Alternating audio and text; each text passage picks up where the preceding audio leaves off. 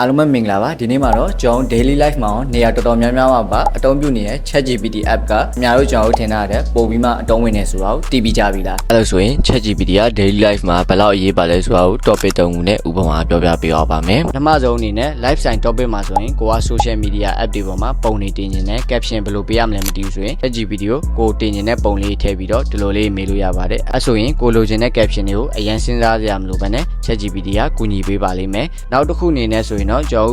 social media app တွေတုံးနေနဲ့ဒီပစ္စည်းတစ်ခုတွေ့တယ်ဆိုရင်ကိုကဘယ်လိုခေါ်လဲမသိဘူးဆိုရင် ChatGPT မှာ app ပုံလေးကိုထည့်ပြီးတော့ဒါကိုဘယ်လိုခေါ်လဲလို့မေးလိုက်ရင်အဖြေလေးတွေသိရပါတယ်နောက်ထပ် topic တစ်ခုကတော့ကျန်းမာရေးဘုရုဒအနေနဲ့ဆိုရင်ဘယ်လိုမေးရမလဲဆိုတာကိုဥပမာပြောပြပေးပါမယ်ကြောကောင်မလေးကခေါင်းကိုက်နေရဆိုရင်ဘာကြောင့်ကိုက်တာလဲဘယ်လို view site ပေးတင်လဲဆိုတာကိုကျွန်တော်မေးလိုက်ပါမယ်အခုဆိုရင်အဖြေလေးထွက်လာပါပြီဘလို့အစားအစာရှောင်ကြရမယ်ဆိုတာအစားသိရပါတယ် ChatGPT ကိုအင်္ဂလိပ်စာအရင်ကျွမ်းနေမှာတုံးလို့ရတာမဟုတ်ပါဘူးကိုနားလေလောင်းနဲ့မေးလို့ရပါတယ်မြန်မာလိုလည်းမေးလို့ရပါတယ်အဲဆိုရင်နောက်ထပ် topic တစ်ခုကိုထပ်ပြောပြပါမယ်အလားပါရေးရရင်နဲ့တက်ဆိုင်တဲ့အကြောင်းတွေကိုမေးခြင်းတယ်ဆိုရင်ကိုကဒီလိုလေးမေးလို့ရပါတယ်ဥပမာကျွန်တော်ကမျက်နှာတစ်စီလိုချင်တယ်ဒါပေမဲ့ကျွန်တော် skin က oily skin ဖြစ်တဲ့အတွက်ဘယ်လိုမျက်နှာတစ်စီဒါကျွန်တော်အတွက်တင့်တော်လဲဆိုတာကိုမေးပြပေးပါမယ်အခုဆိုရင်ကျွန်တော် skin နဲ့တက်ဆိုင်တဲ့မျက်နှာတစ်စီတွေအများကြီးပြပေးပါတယ်အဲ့ဒီကနေမှကိုကြိုက်တဲ့ brand ကိုရွေးပြီးမှဝယ်လို့ရပါတယ်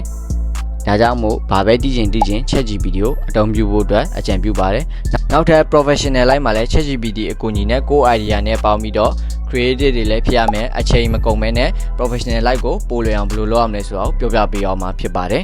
အဲကြောင့်မို့ကျွန်တော် YouTube and TikTok လည်း subscribe and follow လေးလုပ်ထားပေးပါအောင်ဗျာ